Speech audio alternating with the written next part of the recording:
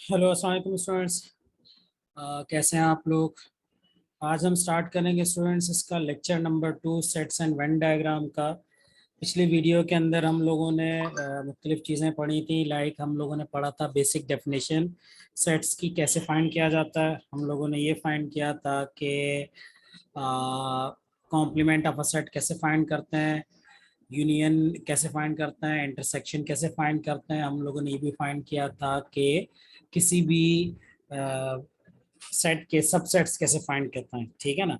तो यहाँ तक हमने बेसिक इंफॉर्मेशन देख ली थी। एक छोटा सा टॉपिक हमारा रहता था, वो था अबाउट द वेन डायग्राम। तो वेन डायग्राम भी अभी हम करते हैं।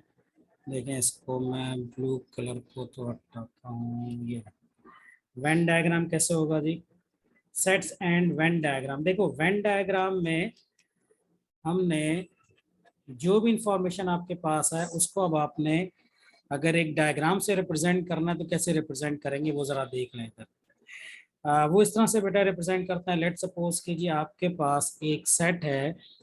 पहले तो मैं बात कर लेता हूँ यहीं पर ही। लेट सपोज एक यूनिवर्सल सेट है। यूनिवर्सल सेट के मेंबर हैं 1 2 3 4 5 से लेके अप टिल 10 तक, राइट। फिर है set A. Members of set A R 2 5 7 और 10। और मेंबर्स ऑफ सेट बी हम कह देते हैं कि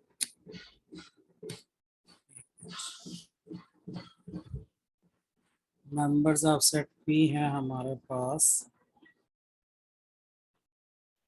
2 3 5 9। ठीक है, ये हो गए सेट बी के मेंबर्स हमारे पास। अब अगर आपको वेन डायग्राम बनाने के लिए कहा जाता है तो वेन डायग्राम बनाने का प्रोसीजर बहुत सिंपल है। सबसे पहले वेन डायग्राम बनाने के लिए आपको एक बॉक्स बनाना पड़ेगा। ठीक है ना। ये रेक्टेंगल जो है, this rectangle represents the universal set. ठीक है ना। पिछली वीडियो में बता चुका हूँ कि यूनिवर्सल सेट किसे कहते हैं। अगर आपको नहीं पता तो वहां जाके आप पहले वो देखें। यूनिवर्सल सेट आ के लिए आप एक रेक्टेंगल बनाएंगे और टॉप लेफ्ट पे आपने इसका सिंबल लगा देना यूनिवर्सल सेट का। फिर इसके बाद आप आगे चलोगे सेट ए और सेट बी। सेट ए कैसे आएगा उसके लिए आपने एक सर्कल बनाना है। सेट बी कैसे आएगा उसके लिए भी एक सर्कल बनाना है। अब पहले आप सर्कल बनाने से पहले ये देख लो कि इन सर्कल्स को आपने ओवरलैप करना है। जिस तरह ये सर्कल है और एक ये सर्कल है। अब आप ये देख रहे हो दोनों सर्कल्स आपस में ओवरलैप नहीं कर रहे, अलग अलग है, डिसजॉइंट सेट्स हैं। अगर दो सेट्स आपके पास ऐसे हैं जिसमें कुछ भी कॉमन नहीं है तो फिर तो आप यही करोगे आप। ठीक है ना। दो सेट्स बना दोगे जो कि आपस में बिल्कुल ज्वाइन नहीं कर रहे हैं, अगर उनमें कुछ भी कॉमन नहीं है। लेकिन अगर आप देखो और आपको पता चले नहीं कुछ ना कुछ कॉमन है, जिस तरह सेट ए में 2 है, सेट बी में भी 2 है, तो अंडर दिस केस आपने उनको आपस में थोड़ा ओवरलैप करना है। ठीक है ना। तो ये तो मैं रब कर देता हूँ। ओवरलैप आपने करना है तो उसके लिए दो सेट आप बनाओगे। एक और सर्कल आपने बना लिया, दिस इज सर्कल नंबर 2। एक को कह दें ए और दूसरा है आपके पास बी, राइट। सबसे पहले आपने फोकस करना होता है ये जो दरम्यान में रीजन है जिसको आप ओवरलैप कर रहे हो, ये ओवरलैप वाला पोर्शन है, इसको आपने सबसे पहले फोकस करना होता है। तो इसको अब आप कैसे देखोगे, देखो इसको अब आप इस तरह करेंगे कि क्या चीज़ इन दोनों के दरम्यान कॉमन हो रही है। इन दोनों में 2 कॉमन है और इसके अलावा 5 भी कॉमन है। ठीक है, 2 एंड 5 बोथ आर कॉमन, तो वो आपने यहाँ लिख दिया। सबसे पहले हमेशा वेन डायग्राम बनाते वक्त आपने जो ओवरलैप रीजन है उसके ऊपर फोकस करना है पहले, तो उसको आपने यहाँ पे बनाना। ठीक है जी।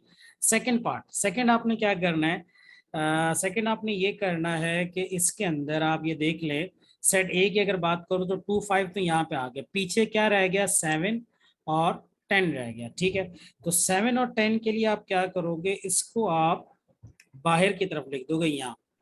ये सेट ए के ही मेंबर है लेकिन क्योंकि ये कॉमन नहीं है तो ये लेफ्ट ओवर जो ए का ओनली पोर्शन है ना, इसको कहते हैं सेट ए का ओनली पोर्शन। ठीक है, ये सेट ए का वो वाला रीजन है जो कि सिर्फ और सिर्फ सेट ए के अंदर ही है। 7 और 10 ये बी के मेंबर्स नहीं है। सही है, तो ये आपने कर देना है।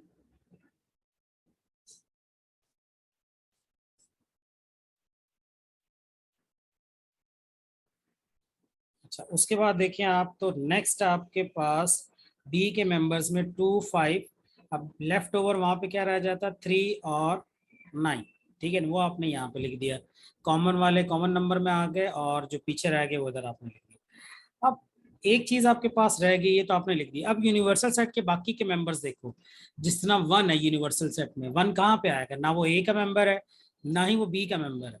तो अगर आप इस इंफॉर्मेशन को वेन डायग्राम बनाओगे तो आपको पूरी इंफॉर्मेशन देनी है। 1 कहाँ पे खड़ा है, it's not the member of A, 1 is not the member of B. तो अंडर दिस केस ए को, 1 को हम इन दोनों सर्कल्स के बाहर और इनसाइड दिस रेक्टेंगल कहीं भी बना सकते हैं। मैं 1 को यहाँ भी लिख सकता हूँ, मैं 1 को चाहूँ तो इसको यहाँ पे भी बना सकता था, यहाँ पे भी बना सकता था, इस जगह भी लिख सकता था, कहीं पर भी outside the circles but inside the rectangle कहीं पर भी आपने ये नंबर्स डाल देने। 1 आपने यहाँ पे डाल दिया, अच्छा ये 1 हो गया आपके पास। उसके बाद अब 2 आपने इधर लगा दिया, 3 इधर लगा दिया, 4 कहीं पर भी नहीं है। 4 अब आप फिर दोबारा कहीं पर भी डाल दें, लेट सपोज मैंने यहाँ डाल दिया, फिर 5 आपके पास है, 6 दोबारा कहीं पर भी नहीं है, तो 6 आप भी सर्कल के बाहर यहाँ डाल दिया मैंने। 7 है, 8 नहीं है हमारे पास, 8 को मैंने इधर लिख दिया, 9 है हमारे पास और 10 भी है हमारे पास, ठीक है। तो इस तरह करके जो लेफ्ट ओवर मेंबर्स हैं वो आपने, जो ना ए के मेंबर्स हैं ना बी के मेंबर्स हैं, तो उनको आप सर्कल ए में भी नहीं डाल सकते हो, सर्कल बी में भी नहीं डाल सकते हो।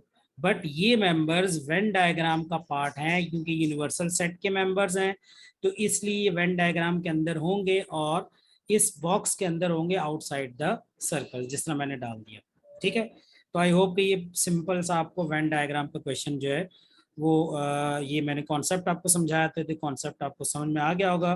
अब हम एक्सरसाइज स्टार्ट करते हैं और एक्सरसाइज में से 14B स्टार्ट करते हैं, क्योंकि 14A मैंने कहा था कि 14A करने की जरूरत नहीं है, जो इसके थ्योरी के कुछ क्वेश्चंस हैं वो मैं यहीं पे आपको 14B के अंदर ही समझा दूंगा, कि it's purely waste of time है, ठीक है।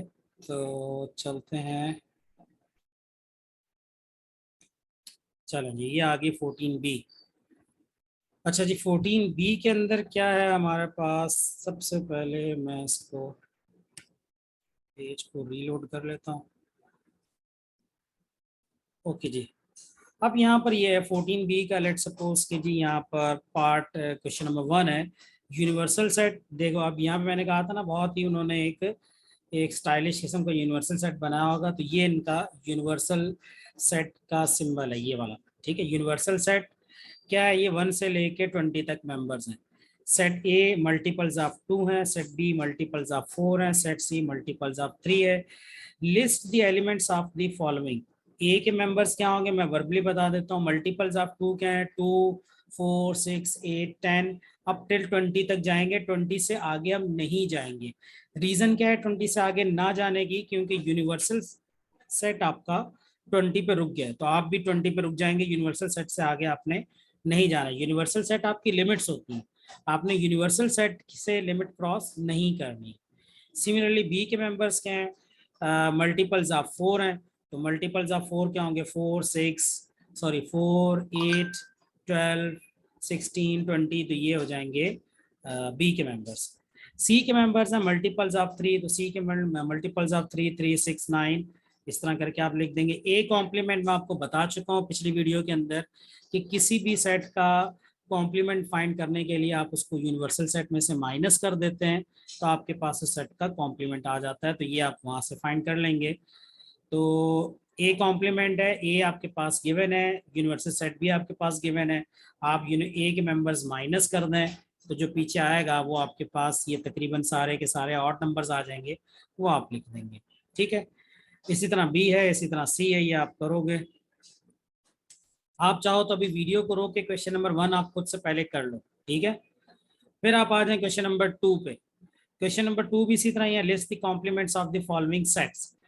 ए है, बी है, सी है, डी है, ई है, आपने ए के कॉम्प्लीमेंट बताना है। मैं यहाँ पे चलो इस वाले सेट को करके दिखा देता हूँ। ए का कॉम्प्लीमेंट कैसे होगा, ए के कॉम्प्लीमेंट की अगर हम बात करें तो यहीं पे मैं लिख देता हूँ, इसके आगे ही ए कॉम्प्लीमेंट के मेंबर्स हो जाएंगे आपके पास। 33 को आपने यूनिवर्सल सेट में से निकाल देना, 37 को निकाल देना, पीछे क्या रह जाएगा यूनिवर्सल सेट में, 30 रह जाएगा, 31 रह जाएगा, 32 रह जाएगा, सिर्फ 33 माइनस किया, फिर 33 आएगा, सॉरी 34 आएगा, 35 आएगा, 36 आएगा, 37 नहीं आएगा, अब इतनी जगह नहीं है, 38 वो आ जाएगा, 39 भी नहीं आएगा, 40 आ जाएगा, 41 आ जाएगा। तो ये काफ़ी सारे मेंबर्स हैं, ये आप इस तरह करके, मैं साथ में बोल रहा हूँ, आप इसको लिख लोगे, कर लोगे, ठीक है। 1 2 के बाद क्वेश्चन नंबर 3 भी इसी तरह से है, ये आपने क्वेश्चन खुद से करना है, आपके लिए इजी है, कोई मुश्किल नहीं है। क्वेश्चन नंबर 4 में भी यही चीज़ है। क्वेश्चन नंबर 4 है, the Venn diagram shows the elements in universal set and A. देखो यूनिवर्सल सेट है आपके पास, और ए है कैट, डॉग और माउस है। एक इंफॉर्मेशन उन्होंने दी है, list all the elements in A and in universal set. Universal set के जितने भी टोटल हैं, वो ये 5 एनिमल्स हैं, 5 के 5 आप लिख दें, टाइगर भी, कैट भी, डॉग भी, माउस भी एंड लाइन भी। तो ये फर्स्ट पार्ट का आंसर होगा।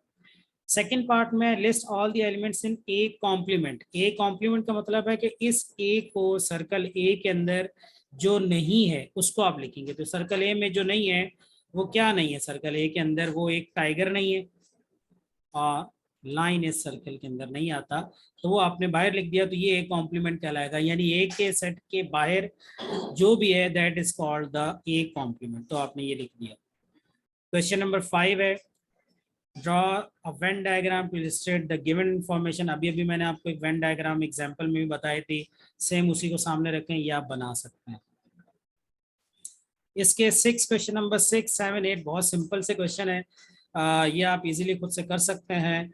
तो मैं यहाँ पे इसको क्वेश्चन नंबर 10 पे आ जाता हूँ, इंटरमीडिएट लेवल के ऊपर। इंटरमीडिएट लेवल के अंदर है कि जी it is given that universal set is x such that x is an integer between 0 and 10। अच्छा, x is an integer between 0 and 10 का मतलब है कि 0 और 10 के दरमियान के जो इंटीजर्स हैं वो इसके अंदर आएंगे, ठीक है। और c क्या है, x is not a prime number। c के बारे में कह रहे हैं कि c जो है वो not a prime number, prime number नहीं है, इसके अलावा कुछ भी हो सकता है। List all the elements of universal set. अब ये मैं क्वेश्चन यहीं पे बना देता हूँ आपको। यूनिवर्सल सेट के मेंबर्स का इंटीजर्स बिटवीन 0 एंड 10। अब बिटवीन 0 एंड 10 का मतलब है 0 और 10 के दरमियान में 0 और 10 इंक्लूडेड नहीं है। तो आपने यहाँ पर जितने भी इंटीजर्स आ रहे हैं वो लिख देंगे इधर, क्या क्या इंटीजर्स आएंगे यहाँ पर यूनिवर्सल सेट में। 1 आएगा, 2 आएगा, 3 up till 9, in between 0 and 10 ये सारे इंटीजर्स आ जाते हैं, ठीक है। Prime numbers, not a prime number, तो नॉट अ प्राइम ये तो हो गया universal set. Not a prime number को उन्होंने कहा है ये आपके पास सेट सी। तो इनमें से प्राइम नंबर क्या है, 1 is not a prime number, आपको पता होना चाहिए। 1 प्राइम नंबर नहीं होता, 2 is a prime number, first prime number होता है 2। फिर 3 है, 4 is not a prime number, वो आपने लिख दिया। 5 is a prime number, 6 is not a prime number, 7 again prime number है, 8 is not a prime number, 9 is not a prime number, 3 से डिवाइड होता है, ठीक है जी, ये आपने लिख दिया। Describe the set C complement, तो आप इसको माइनस कर दो यूनिवर्सल सेट में से, तो सारे प्राइम नंबर्स आ जाएंगे 2 3 5 और 7, तो वो आ जाएगा सेकेंड पार्ट का आंसर। क्वेश्चन नंबर 11 भी इजी है, कोई ऐसा मुश्किल नहीं है। 11 के बाद 12 है, 12 भी आप कर सकते हो। अच्छा 12 में एक चीज बता दूं मैं आपको, ई है, ई क्या है, E is a members of X such that X is an integer. X जो है उसको उन्होंने बता दिया 0 से लेके X is greater than 0 but less than or equal to 20। तो एक्स इज ग्रेटर देन 0, तो इंटीजर्स ग्रेटर देन 0 में आ जाते हैं 1 2 3 अप टिल 10 20। ये कह रहे हैं less than or equal to 20, तो 20 इसके अंदर आ गया। फिर कह रहे हैं x is a positive integer, positive multiple of 4 that is less than 20। Multiple of 4 है बट है वो लेस देन 20, क्योंकि ऑब्वियसली 20 तक तो, हाँ 20 तक बस जा रहे हैं। तो आपने 4 मल्टीपल ऑफ 4 क्या होंगे, 4 8 12 16 और बस 20 नहीं होगा क्योंकि लेस देन 20 उन्होंने कहा, तो 16 तक होगा। इसी तरह जी भी यही है। तो अब यहाँ पे बेसिकली मैं जो बात बताना चाह रहा हूँ वो ये है, एफ इज अ, इसका मतलब क्या है, F is a subset of, इसका मतलब होता है कि क्या एफ जो है वो सबसेट है ई का या नहीं है। तो ये अब आप देख लोगे इसके अंदर ये मेंबर होता है सबसेट का, ठीक है ना। इसको पढ़ेंगे F is a subset of E, right. ये हो गए यहाँ तक आपके पास। अच्छा और आगे चलें इसमें, नेक्स्ट क्वेश्चन में question number 13, it is given that H is a rational number और आई आपके पास इंटीजर है। तो क्या आई जो है इंटीजर जितने भी हैं वो मेंबर्स होते हैं उसके, ठीक है बिल्कुल होते हैं। जितने भी इंटीजर्स होते हैं ऑब्वियसली वो रैशनल नंबर ही होते हैं ना, दो नंबर्स की रेशियो में लिखा जा सकता है उनको। जिस तरह 3 एक रैशनल नंबर है, 3/1, 2/1। तो जितने भी इंटीजर्स हैं ऑब्वियसली, अगर मैं कोई भी इंटीजर लिखूँ, 7 मैंने एक इंटीजर लिखा तो उसको रैशनल लिखा जा सकता है, 7/1 दो नंबर्स के रेशियो में लिखा जा सकता है। तो ये रैशनल हो गया। रैशनल का मतलब क्या होता है, वो नंबर जिसको दो नंबर्स के रेशियोज में लिखा जा सके, लाइक दिस 7:1, 7/1, ठीक है जी। तो ये इस तरह से हो जाएगा आपके पास। अच्छा ये सारी एक्सरसाइज बेटा इसी तरह से है, ये आप कर सकते हो। कोई मुझे ऐसी इसमें मुश्किल चीज़ें नहीं नज़र आ रही। मैं चलता हूँ इसके क्वेश्चन नंबर, यहाँ से भी देख लेता हूँ मैं, वही चीज़ें हैं, ठीक है। इसकी नेक्स्ट एक्सरसाइज देखते हैं, इंटरसेक्शन ऑफ टू सेट्स। ये थोड़ा सा इंपॉर्टेंट है, इंटरसेक्शन कॉमन वगैरह ये सब कुछ मैं बता चुका हूँ आपको। तो 14C के ऊपर आता है ये यूनियन भी, इस एक्सरसाइज में उन्होंने बताया, मैं पिछली वीडियो में बता चुका हूँ। असल जो आपकी एक्सरसाइज स्टार्ट हो रही है, जो प्रैक्टिस स्टार्ट होती है, या जो कैम्ब्रिज में क्वेश्चंस आते हैं वो बेसिक लेवल के नहीं होते, उतने ज़्यादा बेसिक्स नहीं होते। वो कोई क्वेश्चन आपको पूछते हैं। तो जैसे अब ये यहाँ पे स्टार्ट हो रही है 14C, तो ये कुछ बेहतर एक्सरसाइज है। यहाँ से हम स्टार्ट करते हैं एक्सरसाइज नंबर 14C से। तो देखें ज़रा 14C कैसे होगी। क्वेश्चन है कि it is given that universal set letters of the English alphabets, ठीक है ना। Draw a Venn diagram to illustrate the following sets. In each case, find A intersection B. तो यूनिवर्सल सेट के members में जितने भी अल्फाबेट्स हैं वो सारे आ जाएंगे। सेट ए के मेंबर्स मेंशन है, सेट बी के मेंबर्स उन्होंने यहाँ पे मेंशन कर दिए, BCOPQ। अच्छा अब वो ये कह रहे हैं कि आपने वेन डायग्राम बनानी है, पार्ट ए की भी वेन डायग्राम बनाओ, फिर बी की बनाओ, फिर सी की बनाओ। तो आप कोई सी भी बनाना चाहो, असल में आपको बनाना आना चाहिए। लेट सपोज अगर मैं बी पार्ट में यहाँ आपको वेन डायग्राम बना के दिखा दूँ, तो पूरी तो नहीं बनाऊंगा, मैं आपको समझा देता हूँ। सेट ए और सेट बी, सेट ए और सेट बी जो है ये बी पार्ट सॉल्व कर रहा हूँ मैं। इसमें ACEG कुछ भी कॉमन नहीं है, ठीक है ना। आप अगर देखो ACEG और PQR कुछ भी कॉमन नहीं है, तो आपको दो अलग अलग सेट बनाने पड़ेंगे जो कि डिसजॉइंट है। एक सेट ए इधर होगा, सेट बी आपके पास यहाँ पर होगा, सही है। ए के मेंबर्स में ए होगा, स्मॉल सी, ई और जी, पी, क्यू और आर यहाँ आ जाएगा। अब जो कुछ पीछे रह गया है वो आपने उधर लिख देना है। क्या क्या रह गया, ए आपने अकोमोडेट कर दिया, बी, सी आ गया, डी, फिर ई नहीं, ई आ गया, एफ, फिर जी आ चुका है, एच नहीं है, आई नहीं है, एच नहीं है, जे नहीं है। तो बहुत सारे मेंबर्स इसके अंदर जो नहीं है वो अब आप यहाँ पे खुद डाल देंगे, एक्स, वाई और जी, ठीक है ना। एक्स वाई जी तक जितने मेंबर्स अब इन दोनों सेट्स में नहीं है वो अपने यहाँ डाल दिए। तो इस तरह करके ये आपके पास हो जाएगी सेट नंबर पार्ट बी की वेन डायग्राम। तो ये वेन डायग्राम्स आपको आती हैं अच्छी तरह से। आई थिंक इसके भी मैं डायरेक्ट आपको क्वेश्चन नंबर 4 है, it is given that draw Venn diagram. Simple हैं ये सारे क्वेश्चंस, ये आपके प्रैक्टिस के लिए बहुत अच्छे क्वेश्चंस हैं। जितने ज़्यादा करो उतना अच्छा है। आप चाहो तो बीच में से कुछ क्वेश्चन अगर आप समझो कि आपको बहुत अच्छा आ गया है, तो आप क्वेश्चन स्किप करके आगे क्वेश्चंस पे भी मूव कर सकते हो, ठीक है ना। सारे क्वेश्चंस कर लें, it's much better. Intermediate level, it is given that, intermediate level पे हम आते हैं। बेसिक लेवल बहुत ईजी क्वेश्चन हैं। It is given that M है आपके पास, और एम को उन्होंने डिस्क्राइब किया है कि ये एक्स है, सच that X is a perfect square such that 0 से लेके 70 तक एम है। 0 से लेके 70 तक, अब जरा ये मैं बता देता हूँ कि परफेक्ट स्क्वायर क्या, जो कि एग्जैक्टली किसी नंबर का स्क्वायर है। जिस तरह 4 स्क्वायर है 2 का, 1 स्क्वायर है 1 का, तो greater than x is greater than or less greater than 0, यानी 1 एक तो परफेक्ट स्क्वायर 1 का ही होता है, फिर 4 परफेक्ट स्क्वायर होता है 2 का, फिर 3 का स्क्वायर होता है 9, फिर 4 का स्क्वायर होता है 16, 25, 25 के बाद है 20, 36, 49, 64, बस उसके बाद 81 लिमिट से आगे चला जाएगा, लेस देन 70 तक रहना है। पी में है परफेक्ट क्यूब। अब परफेक्ट क्यूब क्या है जी आपके पास, जो किसी नंबर का एग्जैक्टली क्यूब है। 1 इटसेल्फ 1 का ही क्यूब होता है, 2 का क्यूब होता है 8, 3 का क्यूब हो जाता है 27, 4 का क्यूब हो जाता है 64, ठीक है। 5 का क्यूब होता है 125, वो लिमिट से बियॉन्ड है। List all the elements P M and P in set notations, ठीक है। अच्छा, draw Venn diagram to represent the sets M and P. अब वेन डायग्राम में एम और पी आपने बताना है। वेन डायग्राम में आपको बता चुका हूँ, ऐसे बीसीओ क्वेश्चन आएंगे, इनको आपने वेन डायग्राम पे बना देना है, बस दैट्स इट। वो जो वेन डायग्राम होगी आपके पास to represent the sets M और पी, वो उसके अंदर आ जाएंगे, ठीक है। तो चले मैं बना ही देता हूँ, इसकी भी वेन डायग्राम बना देता हूँ किस तरह से आपने बनानी है। अब इसके अंदर यूनिवर्सल सेट का कोई उन्होंने जिक्र नहीं किया है, तो आप भी यूनिवर्सल सेट को यहाँ पे, बस कोई यूनिवर्सल सेट है क्या हमें नहीं पता, हमें सिर्फ एम और पी पता है। तो ऐसे भी क्वेश्चंस आते हैं जहाँ यूनिवर्सल सेट नहीं बताता, तो कोई मसला नहीं है, आपको फिर परेशान होने की जरूरत नहीं है, आप उसके बगैर भी क्वेश्चन बना सकते हो। देखें इधर,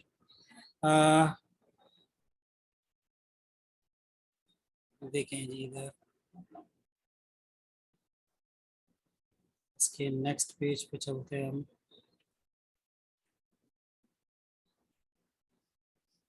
एम और पी दो सेट थे आपके पास, ठीक है। आपने यूनिवर्सल सेट मेंशन नहीं है, बट आप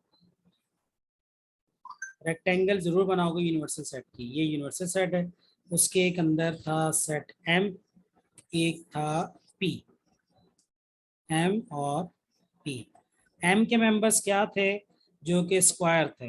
1 का स्क्वायर 1 ही है, वो आपने देखा था, 1 जो है वो एम में भी था और पी में भी था, तो 1 को आपने कॉमन रीजन इधर लिखना है। अच्छा, इसी तरह 2 का स्क्वायर था 4, वो इधर आया था। फिर 3 का स्क्वायर था 9, वो भी यहीं पे था।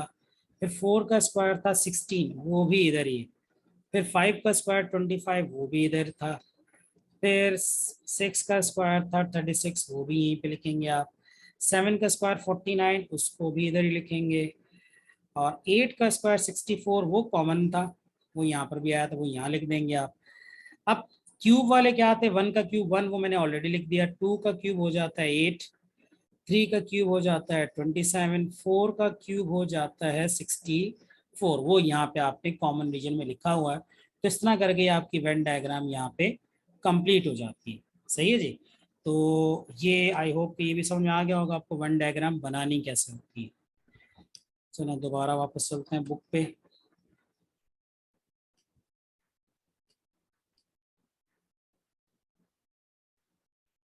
चलेंगे बुक पे आ गए हम। वेन डायग्राम होगी, from the Venn diagram list all the elements in M intersection P in set notation, वो आपने उधर बता दिया है कि क्या थे, ठीक है। अच्छा जी, अब इसके बाद क्वेश्चन नंबर 12 है, multiple of 8 such that greater than 0 और less than or equal to 32। और ये सारा कुछ आप खुद कर सकते हैं, ये कोई ना कहे कि हमसे हो नहीं सकते, ये बिल्कुल आपसे हो सकते हैं, बिल्कुल ईजी क्वेश्चंस हैं। 100% आप कर सकते हैं, 100%। अगर आप नहीं कर सकते तो थोड़ी शर्म आनी चाहिए, अगर आपको इतने इजी क्वेश्चंस भी नहीं आते, ठीक है। मैं इसके डिफिकल्ट क्वेश्चंस करवाना चाहता हूँ आपको। हाँ, क्वेश्चन नंबर,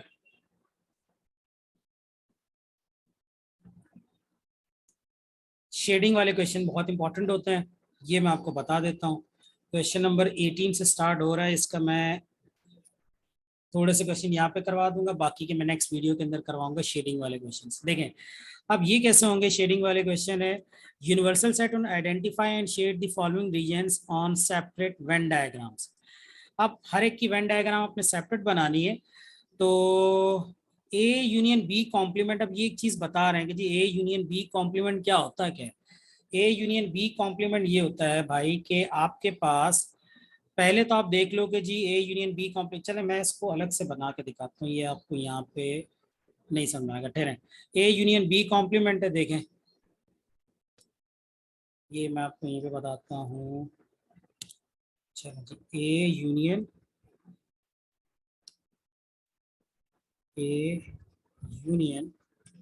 बी कॉम्प्लीमेंट, आपने इसको शेड करना है। अब ये स्टूडेंट्स को बहुत मुश्किल होती है, इसके लिए मैं आपको एक ट्रिक बता रहा हूँ। थोड़ा सा ये वर्किंग शायद आपकी बढ़ जाए, थोड़ा आपको लेंदी लगे, लेकिन काम इजी हो जाएगा आपको। ये सिर्फ उसके लिए है जो कि जिसको समझ में नहीं आ रहा, जो बिल्कुल बेचारा जिसको कुछ भी नहीं समझ में आ रहा, उसके लिए है। जो डायरेक्ट अगर करना चाहें, डायरेक्ट शेडिंग आपको समझ में आ जाती है कि ये रीजन है, तो वैसे कर लें। लेकिन मैं एक मेथड बता रहा हूँ, ये ज्यादा इजी है लेकिन थोड़ा सा टाइम कंज्यूमिंग है। वो किस तरह से, वो देखें इधर। टाइम कंज्यूमिंग भी इस तरह है कि स्टार्टिंग में थोड़ा सा टाइम कंज्यूमिंग होगा, लेकिन बाद में फिर ये मेथड इजी हो जाएगा आपके लिए। देखो, आप इन सारे रीजन्स के नाम रख लो। फर्स्ट करो, ये वाला रीजन जो है ना, जो सिर्फ सर्कल ए के अंदर आता है, इसको कह दो 1। जो कॉमन है इसको कह दो 2। इस वाले रीजन को कह दो 3, और इसको कह दो 4। जो कि दोनों सेट्स में नहीं है, ना ए के अंदर है ना बी के अंदर है। आप अपनी मर्जी से, मैंने 1 2 3 लिखा है, आप 1 की जगह 3 लिख दो, 2 की जगह 4 लिख दो, वो आपकी अपनी चॉइस है। अच्छा, ये आपने 4 डिफरेंट रीजन्स है मैंने बता दिए। एक वो है जो सिर्फ ए है, ए ओनली। एक है 2 जिसके अंदर दोनों कॉमन है। एक वो है जो कि सिर्फ बी का पार्ट है, उसको मैंने नाम दिया 3। और एक वो है जो ना ए का पार्ट है ना बी का पार्ट है, उस पूरे रीजन को मैंने 4 का नाम दे दिया। अब जरा आप देखो कि ए की अगर बात करूं तो ए के मेंबर्स क्या क्या हैं। ए के मेंबर्स अगर आप देखो तो वो हैं 1 और 2, ठीक है। बी कॉम्प्लीमेंट की बात करें तो बी कॉम्प्लीमेंट अब तक आपकी ग्रिप हो जानी चाहिए बी कॉम्प्लीमेंट पे, कि बी के मेंबर्स आप यूनिवर्सल में से निकाल दो, 2 और 3 निकाल दो, तो जो कुछ पीछे रह जाए वो क्या पीछे रह जाता है। बी कॉम्प्लीमेंट का मतलब है 1 और 4। तो बी कॉम्प्लीमेंट 1 और 4 आपने वो भी लिख दिया। जो बी में नहीं है वो बी कॉम्प्लीमेंट कहलाता है, तो 1 नहीं है बी में और 4 भी नहीं है बी के अंदर, तो ये बी कॉम्प्लीमेंट। अब है कि जी A union B complement. A union B complement का मतलब है कि इनको जरा आप यूनाइट कर दो। तो यूनाइट करोगे तो क्या हो जाएगा, इसको 1 आ जाएगा, 2 भी आ जाएगा और 4 भी आ जाएगा। तो ये है इसका आंसर, 1 2 और 4। अब ये आंसर नहीं है, बेसिकली ये शेडिंग करनी है यहाँ पर। तो अब शेडिंग कैसे करनी है, आप 1 2 और 4 वाले रीजन को शेड कर दो, दैट्स इट। उन्होंने कहा है ना, इसको शेड करके बताया कि ए यूनियन बी कॉम्प्लीमेंट कौन सा रीजन है। रीजन 1, रीजन 2 और रीजन 4। तो रीजन 1 यहाँ पर क्या है आपके पास, रीजन 1 आपके पास ये वाला, इसको 1 को भी और 2 को भी, 1 को भी शेड कर देंगे आप, 2 को भी शेड कर देंगे और 4 को भी। यानी ये बाहर, ये पूरा 4, तो ये पूरा रीजन है बाहर की तरफ, इस सारे को आपने शेड कर दिया,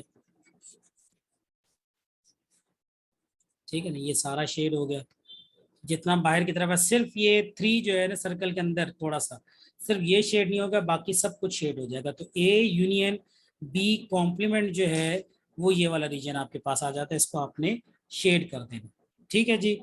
तो ये मैंने इसका एक पार्ट यहाँ पे आपको करवा दिया, आई होप के समझ में आ गया होगा आपको। इसमें ये जो वर्किंग मैंने की है लेफ्ट साइड पे, इसको आप चाहो तो रफ कर दो, क्योंकि this is not the part of exams, ये आपकी रफ वर्किंग कहलाएगी। या आप लिख दो कहीं, अगर आपके पास एग्जाम में इतनी स्पेस है तो ऊपर आप लिख दो रफ वर्किंग, या नहीं भी लिखो, एग्जाम में आपको सिर्फ ये डायग्राम दी होगी, आपने इस डायग्राम के अंदर रीजन को शेड करना, और ये जितनी वर्किंग मैंने की थी वो आप लेफ्ट साइड पे लिखी रहने दो, या रब करना चाहो तो रब कर दो, आपकी चॉइस है, ठीक है ना। ये लो मैं इसको लिखा रहने देता हूँ, ये लो लिखा रहने दिया, इसको आप कॉपी कर लीजिएगा। और शेड, असल में ये आपने पोर्शन शेड करना है, इसके ऊपर आपका पूरा फोकस होना चाहिए, ठीक है जी। बात समझ में आ गई। इसके बाद बाकी के पार्ट इंशाल्लाह हम नेक्स्ट वीडियो के अंदर करेंगे। Shading is very very important, exams में आती है, राइट। अभी तक अगर आपने मेरा चैनल सब्सक्राइब नहीं किया तो बार बार बोलता हूँ मैं कि काइंडली इस चैनल को सब्सक्राइब कर दें, ठीक है जी, ताकि वीडियोस आपके पास प्रॉपर पहुंचती रहें। ओके, अल्लाह हाफिज़।